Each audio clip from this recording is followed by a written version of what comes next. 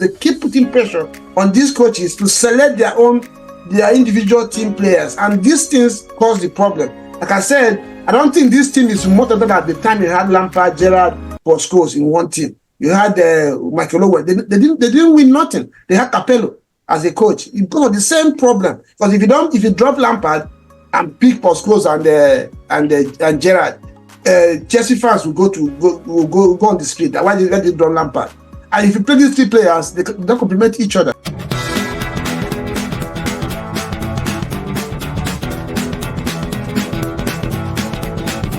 What would you attribute this to?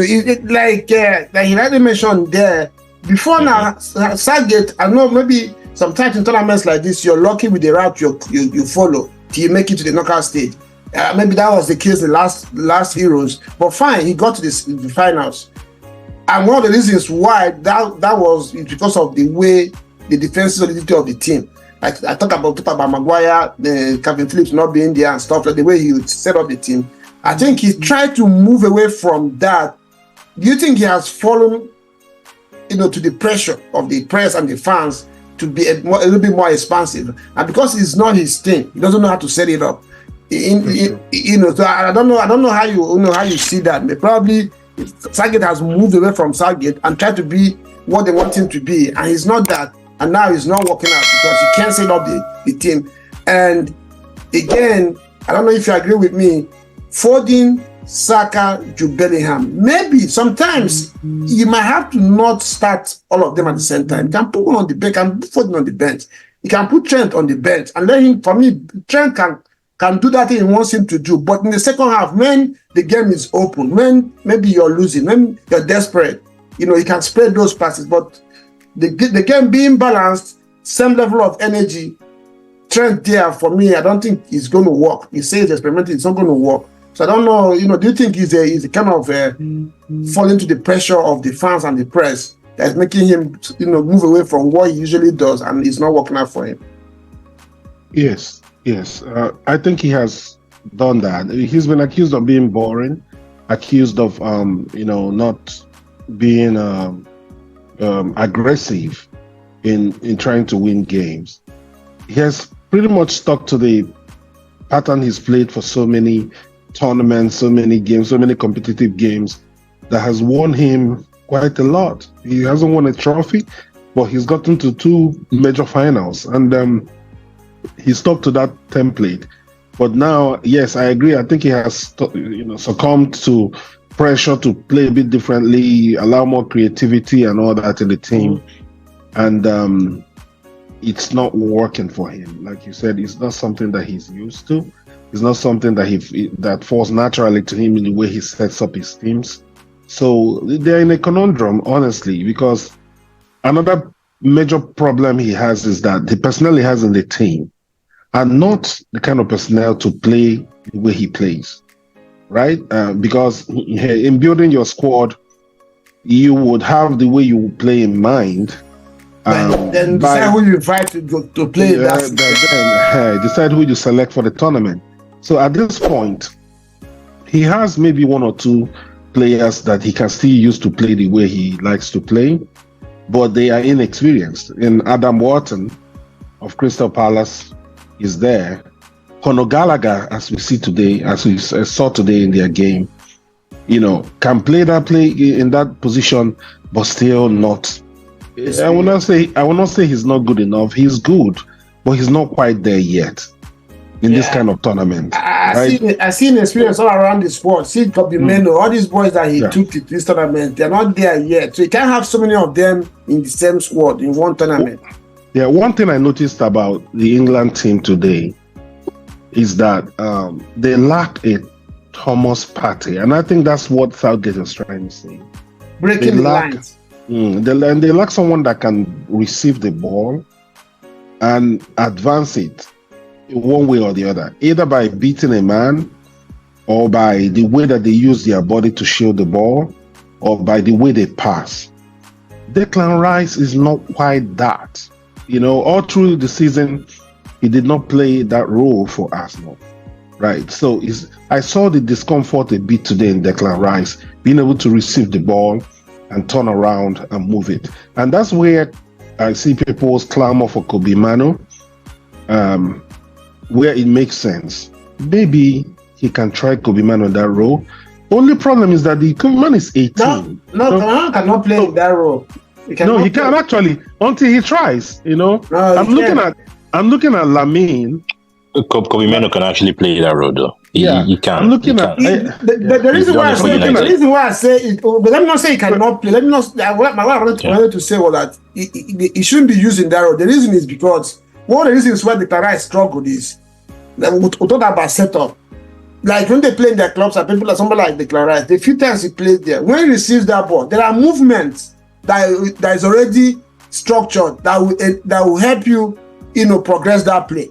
But in this national team, there's nothing like that. Most of the time, when the guy receives that ball, he's looking backwards. He wants to pass to the center defender or to the left back. Whereas in the club side, when that ball is coming, you already know that if you turn left, Saka or somebody is waiting in one pocket here, or the guy is there or something. Menu as well will have the same problem. No. If you watch the way Menu plays, man, Menu is good at receiving the ball, and he's good under pressure. He's good at carrying the ball. In fact, that's one of his strengths. Actually, it's just that he's young. He has not gotten a lot of experience, but he's good at receiving the ball from the defense, and he's good at carrying the ball and progressing the ball forward, and also beating the pressure. He's very, very good at that. He's very good at. He doesn't have the experience like you see. He's just 18. Yes, Samson, that's one of his strengths. When under pressure, he's very, very, very good. He's very, very good under pressure. The risk with using him, he just doesn't have the experience. That's it. He's just young. And he leads to a goal for his age and everything. You know what happened to Saka? They're going to pounce and you're going to damage the young boys. But he's able to do it. It might be a very big risk. It would be. So at this point, let me finish. I was trying to hold on to make sure I don't lose the answer to that question. Okay. yeah. So I would advocate, and I was saying that Lamine that's playing and killing it for Spain is 16, even younger than Kobe Manu. You see, at this point, I don't think that Southgate has anything to lose by playing Manu. If he plays him and he doesn't perform, at least the fans will get off his back that he has tried the best option in his squad in that position. But I think it will work, depending on how he sets his team up. That's what I'm saying. It's not about the player. It's the setup. Wait. Don't cut me off again, please. that's what you just did, and I almost forgot what I was saying. So, depends on the way he set up his team. So if Kobe receives the ball, and Jude Bellingham and Declan Rice make themselves available, which they can because of the engine that they have, right? They can advance the ball quite easily forward. Now, the second question you asked me was, does he have to squeeze all these players into one starting team? And I say no, just like you said. I say no. He doesn't have to start all these guys in the same team. So if you start Kobe, and let Jude drop a little bit, play in front of Rice and Kobe. Yeah, he has the engine to always carry the ball forward. Now, who do you play in front of Jude? That way, I would say Foden might have to be the sacrificial lamb. It has got to be that Foden or Saka, because if you drop Foden, then you can play. Even if it's Harry Kane, even as a 10. Harry Kane can play as a 10. And you play Saka and someone like Cole Palmer, or even, remember he has Anthony Gordon there on the bench. A lot of pace on the ball, a lot of technical ability to shoot, and a lot of speed. So if he is, how would I put it now? Ambitious. No, not ambitious.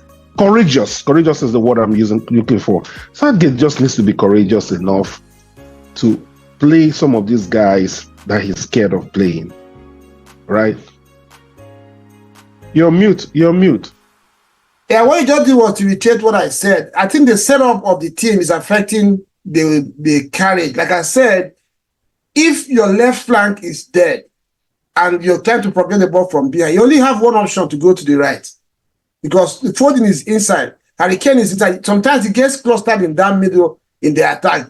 Jude Bellingham is also trying to occupy a spot within that same space. So for me, you might have to drop one of them in the starting 11. Like you said, bring in Gordon, like Burns, like you said, bring in Gordon, or even the British that you played today. Foden, if you can't play him in the 10, then let him not start. Then he can come in, so that, because what makes a team is everybody has different attributes that are complementary to each other. Then it produces a result. You talk about Yamal, Ogum. Yamal, behind him, you have Carnaval. You have Pedri and Pedro in the midfield. These people are still. So even if he loses the ball, they are around him to win the ball back. But when you look today, I was looking at the English team when they were playing. There was a time that was a view from up. You could just see there was no structure, there was no positional discipline. Everybody was just trying to go towards the ball, just to go and get the ball. Jude Bellingham also wants to continue his form in Real Madrid and shine. And sometimes it changes the dynamics and the structure of the team. So these are the things that for me, these players are individually good players.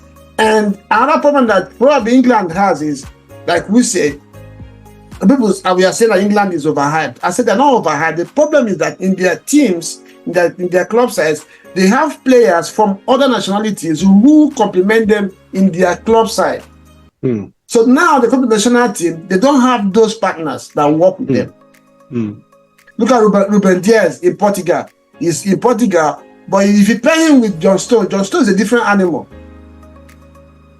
I just feel England have not had the proper manager, man. That's just my honest opinion. England have the quality to win that to win this tournament. They've had the quality to win this tournament for years. I mean, for years.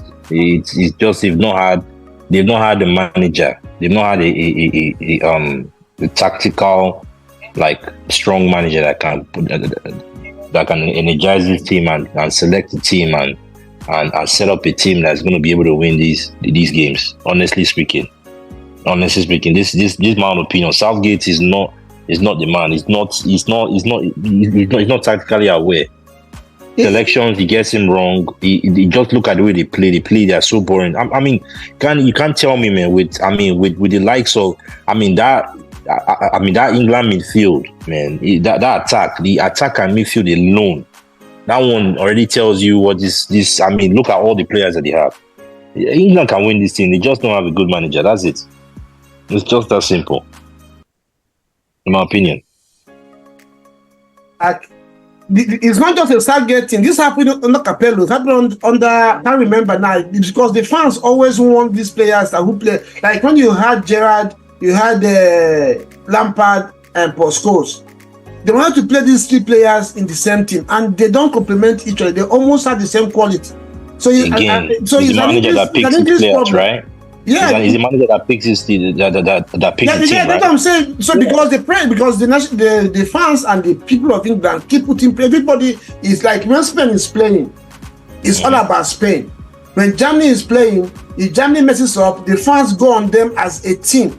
But in England, every Arsenal fan, Chelsea fan, Man U fan, they want their own player to do well. They forget about the purpose. I think that's what the problem is. They keep putting pressure on these coaches to select their individual team players. And these things cause the problem. Like I said, I don't think this team is more than at the time you had Lampard, Gerrard, Paul Scholes in one team. You had Michael Owen. They didn't win nothing. They had Capello as a coach. It's got the same problem. Because if you drop Lampard and pick Paul Scholes and Gerrard, Chelsea fans will go on the street. Why did they drop Lampard? And if you play these three players, they don't complement each other. So I don't know. I don't know how Southgate. I don't know what he wants to do, but it looks like I said in their first game, English blessing is looking like it's going to be a cost to them because they have all these qualities, but it's not hard to feed them into one team. Maybe before we move to the next day, I don't know. Do you have anything to add to what do you think is the solution to this problem? The player that is on display for England, because I mean, he can't go back home. He has come already. He had these players who, for me, I think maybe next game, because immediately he brought in Watkins, he stretched that defense. There was a chance that there was created because of his space and running in behind. Maybe you should go with Watkins and Gordon and see if he can put, because if you're not able to put opponent defense under pressure, it's hard for your defense to come up.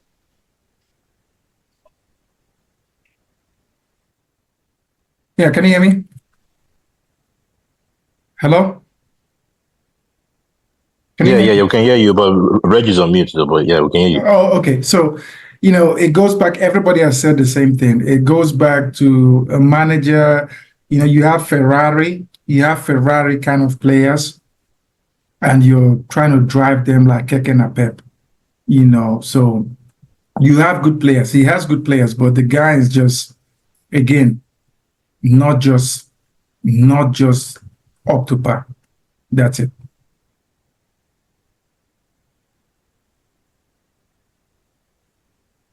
Can you hear me? Yeah, I can hear you. Yeah, so I don't know what Southgate wants to do, but something is wrong with this team. The drive is not there. I don't see that tenacity, that drive or sense of purpose in majority of the players. There's lack of experience as well at this level, because on the bench you have a lot of young players who have not played in this tournament before. In the pitch, you have about 3 or 4 players who have not played before, so it's a little bit of an issue for him. But like Ngo mentioned, nothing to lose at this point. Either you win or you're out. Right now they have 4 points, and they need to win the last game, or at least not lose the last game. So he has to go brave. I don't know if you have any advice for your man.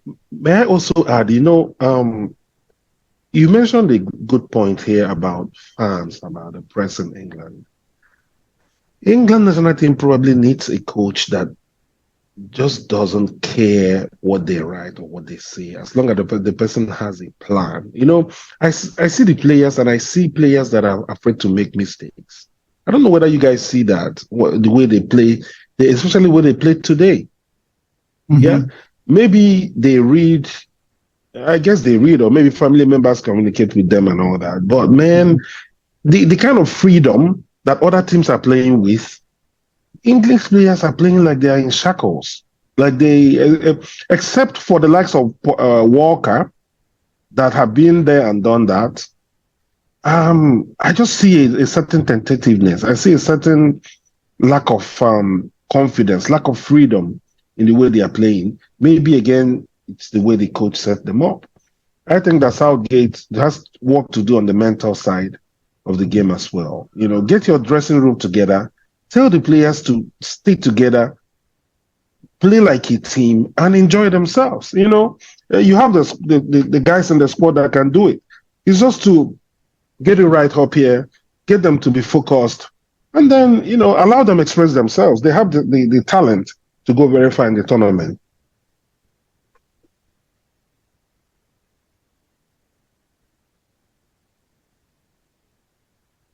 Yeah, well, we have said it all. We can go on and on, but let's not do a disservice to Denmark. Denmark as well, they came to the party. If they didn't do well, I'm sure England would have won the game. I don't know what you guys make of Denmark. Just like every other team we've watched in this tournament, most of the teams we have watched, they look like people who identified that there was a problem in this national team, and they tried to exploit it. Yeah, they didn't have the same quality, but they had a desire to make something out of the game, and that they did. I don't know what impressed you most about the team, Bells, about Denmark. Oh man, yeah. So when it came to Denmark, I really liked the way you could tell like they had a plan. And then especially when they conceded, man, you could see that intensity to score.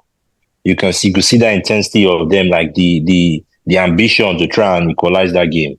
I mean, the pressure.